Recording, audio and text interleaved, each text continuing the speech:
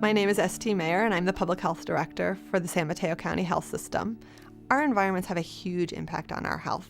So there's research that demonstrates that just a tiny, tiny portion of what constitutes our health is made up by our genetics and our medical care. And certainly that's important. If you need medical care, we need to have good medical care available for everybody that's accessible and affordable. But the research really shows that 70% of what constitutes our health is about our environments and how we behave in those environments. So sure, health is about the choices that we make every day, what we choose to eat, whether we choose to get physical activity or not. But the choices that we make are highly, highly constrained by the choices that are available to us. So if we want people to make better choices, we have to give them better options. And we know that if we give people better options, like safer streets, they will engage in walking and biking and physical activity on those streets. There's a really strong connection between health and transportation. In fact, many of my friends in the health industry complain that I have far more impact on health outcomes than they do. That the health industry basically cleans things up after the problem has already happened. In transportation, a lot of what we do is about preventing those problems in the first place. Improving our streets is a really core strategy for Get Healthy San Mateo County. Get Healthy San Mateo County is a local initiative to make it easier for our residents to be healthy. We do this by transforming places where people live, where they work, where they learn, to make the healthy choice the easy choice. And we engage our decision makers, people who are building places, our local elected officials, people who work in the schools, community leaders, to help us do this work.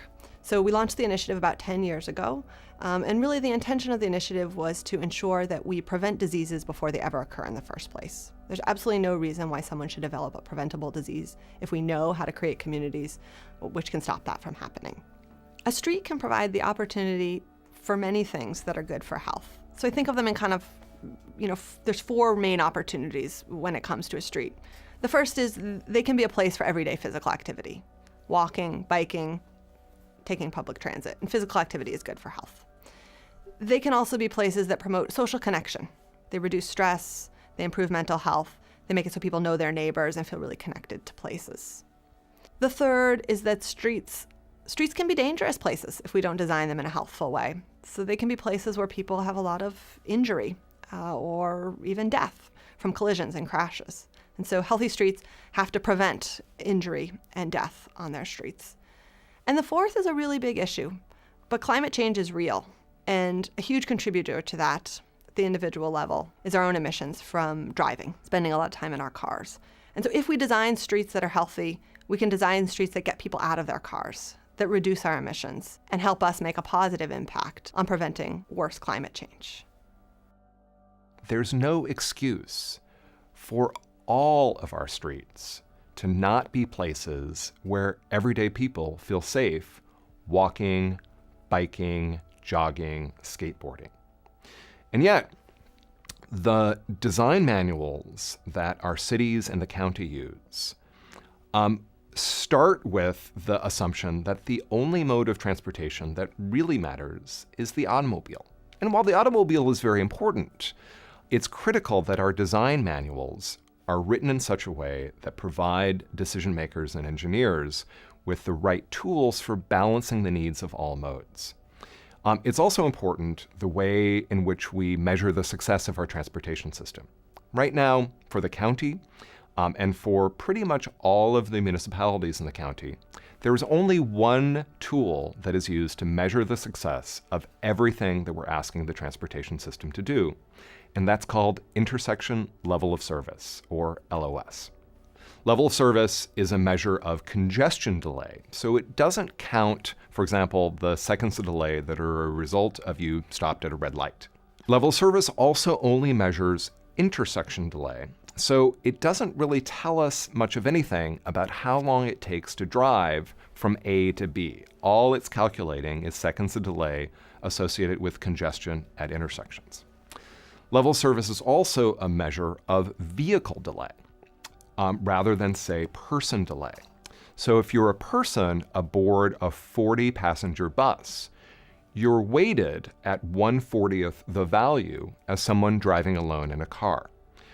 Similarly, because it's a measure of vehicle delay, if you're a pedestrian or a cyclist, you don't exist at all in a level of service calculation. You're ignored.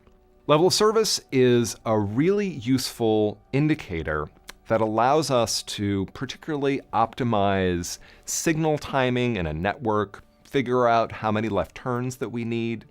But it's in fact not a very useful metric for figuring out how well the overall transportation system is working for motorists. It's a terrible metric for figuring out how the transportation system is working for any other mode of transportation. It's also important to understand that in order to improve level of service, it's perfectly okay to eliminate the bike lane in order to add a travel lane. It's really good to eliminate the sidewalk, very good to eliminate crosswalks because pedestrians are just seen as other potential vehicle delays in a level of service calculation. So another one of the problems associated with over-reliance on this single indicator is that as we pursue endless improvement for our level of service indications, that oftentimes what we end up doing is making it very difficult to walk or bike or to take transit. So in fact, by focusing only on level of service, we're actually increasing the rate of driving, taking people who would have been happy to walk or bike and take transit and forcing them to drive, which is therefore exacerbating the congestion problem that we're trying to solve. It's important to understand level of service from different perspectives and to understand that level of service A is not necessarily a good thing. It may mean that you've spent too much money on your transportation facility. And in addition, at level of service A, because you've made the street wider than it needed to be, you've also made it that much more difficult and that much more unsafe for cyclists and pedestrians. In fact, at level of service A, likely what you've done is increased the rate of driving. That level of service A and constantly trying to avoid level of service F is actually a greater cause of our congestion problem than anything that we're doing on the development side. Like everyone, I hate sitting in traffic congestion. And our natural response when we're sitting in traffic congestion, because it literally drives us crazy, is to demand that something be done to solve the problem. The obvious solution for traffic congestion when we're sitting in it is to add another lane. Surely if we just added one more lane to whatever road this is that we're sitting on, we'd finally solve this traffic congestion problem, right? So what happens when we widen roads and highways is that more people drive. More people driving results in more traffic congestion, which then makes us demand that the road get widened again, which makes people happy for a very brief period of time until the road fills up. We've seen this again and again and again. Traffic congestion is not an infrastructure problem. Traffic congestion is an economic problem. Traffic congestion happens when the demand for a transportation facility equals its supply. When supply and demand come into balance, congestion results. So the first step in thinking about how to make transportation work for your community is determine what are your values and your priorities. Then translate those values into objectives that can be measured. The next step is the trickier one, which is to figure out what data do you have access to or is readily gatherable that can speak to the objectives that you want to measure. So that data and those objectives join together to become your performance metrics. And most important of all, how do you balance multiple competing objectives against one another? To what degree is it okay to inconvenience cyclists in order to reduce seconds of delay for cars? To what degree are we willing to tolerate worse safety outcomes on our streets in order to improve speed for transit or driving? Safety and speed are very much in tension with one another, and our transportation performance metrics need to speak to that tension. Vision Zero is a relatively new movement that's coming primarily out of Northern Europe that says there is no loss of life on our streets that is acceptable. And that says that safety is not just about preventing fender benders between two cars, but really prioritizing life safety. And so this means thinking about managing speed of motor vehicle traffic, particularly in residential neighborhoods and around schools where there are lots of pedestrians. It means rethinking how we measure the success of the overall transportation system in a way that puts safety first. It means changing all of our design requirements in a way that says, yes, motor vehicle speed and delay might be important, but life safety is in fact more important. And these are the design techniques that we need to use in order to prioritize human life safety. The county and most of the cities in the county still have roadway design requirements that are primarily oriented around the car. We need design guidance that better reflect the needs of walking, biking, and transit. And in addition to that, all of the cities in the county need to change their transportation performance metrics in order to make sure that transportation is fulfilling its larger purpose. That transportation still needs to move the cars, of course it does, but it also needs to move other modes, and it also needs to make our neighborhoods more pleasant places to live and our downtowns better places to do business in. The data shows that development in our peninsula downtowns generates about half the motor vehicle trips as development in the same community, but farther away, farther from transit.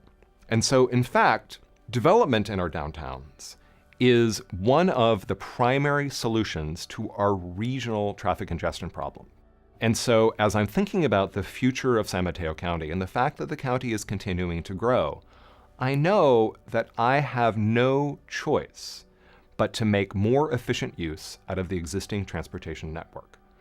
That I need to look at converting space in order to allow both buses and bikes to be able to move more efficiently in order to allow this county to continue to grow without choking on its traffic congestion. And I salute this county for actually having the wisdom to ask the difficult questions about what is going to be needed in order to accommodate a thriving, livable, equitable county of the future. Every generation in history since we've been measuring life expectancy has pretty much lived a little bit longer. And so on our watch, our children might not live as long as we will. And this is something that most of us find intolerable. And so we have to engage in building healthy places and ensuring that we prevent diseases before they occur so that our children can have as long and as good lives as we have the opportunity to live. We recognize that transportation is not an end in itself, but rather an investment strategy that communities use to achieve their economic development, quality of life, social equity, ecological sustainability, and other goals. And I've been working in transportation for 23 years. And one of the things that continues to fascinate me about transportation is how central it is to so many good things that our society is trying to achieve. It is both the biggest obstacle to many of the good things that we're trying to do around sustainability and equity and public health, but it's also the greatest opportunity because in transportation, we have resources and it is very easy to change our transportation systems rapidly in a way that has profound impacts on our communities. So most of the cities in San Mateo County have a complete streets policy adopted and on the books. And if we're successful in implementing those complete streets policies, so if every single decision we make daily really works towards complete streets, we will have streets that serve all users. Children will be able to walk to school on those streets safely and easily, and they will get to school ready to learn because they will have engaged in some basic physical activity on their way there. And our older adults will be connected to their communities because they will be able to be outside on their streets, going to the grocery store or walking to a place to meet a friend. And those streets, which are really public assets, which are public spaces, will serve the needs of the communities in which they're located. So when where you live doesn't determine how long you live, Get Healthy San Mateo County will be successful.